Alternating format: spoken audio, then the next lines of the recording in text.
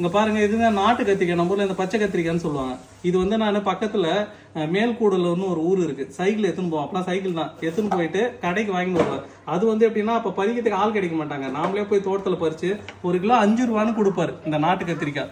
அவன் சந்திரன், என் ஃப்ரெண்டோட அவங்க அப்பா, அவங்க பையனை என் கூட தான் படிச்சான். நாங்க போய் வாங்கிட்டு வரோம். அப்பெல்லாம் சொல்லுவாரு, நீங்க கலாலிப்பட்டுல இருந்து சைக்கிள் எடுத்து வந்து கத்திரிக்காய் பறிச்சு எடுத்துன்னு போய் கடை கொடுக்குற, எங்க வீட்டுல இருக்கிறான் அவன் வரமாட்டான்பா காய்கறிக்கு பறிக்கிறதுக்கு அப்படின்ற கத்திரிக்காய் சொல்லுவாரு. இது வந்து நான் அவனை குறை சொல்ல.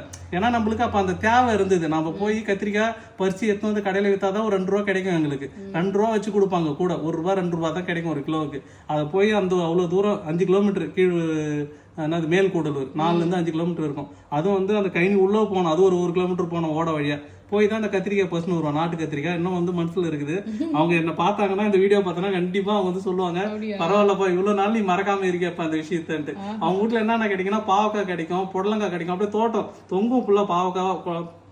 அந்த என்ன சொல்றது, அந்த அதுக்குன்னு ஒரு தோட்டம் போட்டு இருப்பாங்க. இப்பெல்லாம் நம்ம ரோட்டு ஓரத்துல பாத்துட்டு போறோம். இதெல்லாம் ஃபார்ம் ஹவுஸ் ஆகிட்டாங்க. அதெல்லாம் நேரடியா அதிலே போய் பறிக்கணும். பாவக்காய் கீவக்காய் எல்லாமே பழுத்து பழமா தொங்கி இருக்கும். அது மாதிரி இதுல நேரடியா பறிச்சுட்டு இது மாதிரி சாப்பிட்டோம். இப்ப பார்த்தோம்னா நம்ம போய் கேரிஃபோர்ல இது மாதிரி நெஸ்டோல அங்க இங்க வாங்கி வந்து ஃப்ரெஷ் ஆகிட்டு சொல்லி நிக்கிறோம். அதுங்க கிடைக்காத வெள்ளரி பழம் எல்லாமே சாப்பிட்டு இருக்கேன் நானு.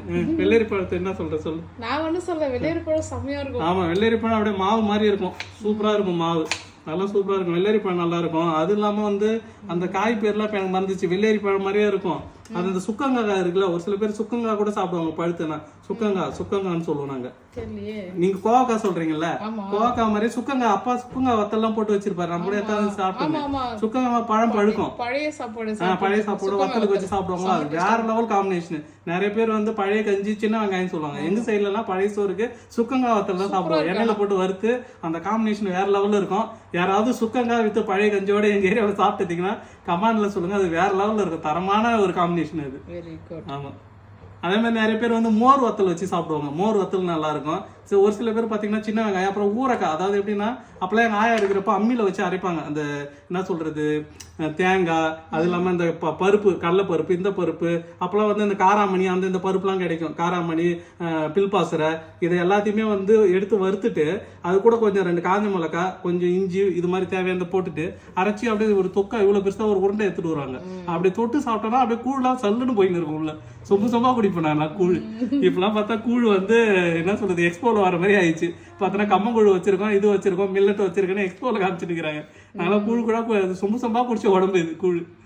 ஆமா, எந்த விவசாய வேலைக்கு போனாலும் கூழ் தான் எடுத்துன்னு வருவாங்க. எங்க ஆயெல்லாம் இருந்தப்ப, எங்க அம்மா வரைக்கும் சரி கூழ். நாளைக்கு நான் கூழ் செய்றேன். சரி, ஓகே மக்களே, நீங்களும் வெளிநாட்டுல இருந்தீங்கன்னா கூழ், கம்மங்கூழ், கேழ்வரகு கூழ், அது இல்லாமல் களி செய்வாங்க. களி இதெல்லாம் செஞ்சு சாப்பிடுங்க.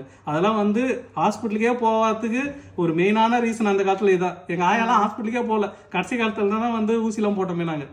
எதுக்குமே போக மாட்டாங்க ஹாஸ்பிட்டலுக்கு. என்ன வயசு ஆயாவுக்கு வந்து பாத்தீங்கன்னா ஒரு 87-90 வயசு கிட்ட தான் இருந்தாங்க. 90க்கு மேல. அவங்க பர்த்டே டேட் எங்களுக்கு தெரியாது. அவங்க சொல்லுவாங்க, ஆனா 80க்கு மேல 90க்கு மேல. இப்ப எப்ப போனாலும் இன்னும் 83 தாண்டா ஆகுது இதெல்லாம் சொல்லிருப்பாங்க. நான் போய் சிங்கப்பூர் போய் வந்து 7 வருஷம் ஆச்சு. போறப்ப சொன்னாங்க 83. நான் வந்ததுக்கு அப்புறம் 83 தான் சொல்லிருப்பாங்க. 83 தான் ஆகுது அப்படின்னுவாங்க.